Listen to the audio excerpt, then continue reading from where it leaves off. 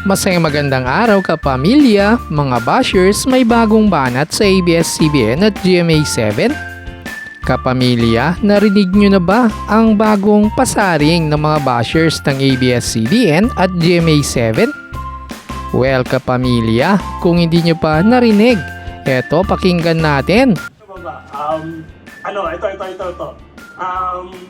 Ito bago. Ano pong ibig sabihin ng ABS?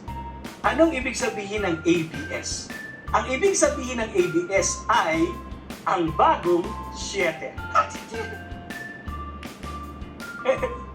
Ano naman ang ibig sabihin ng GMA?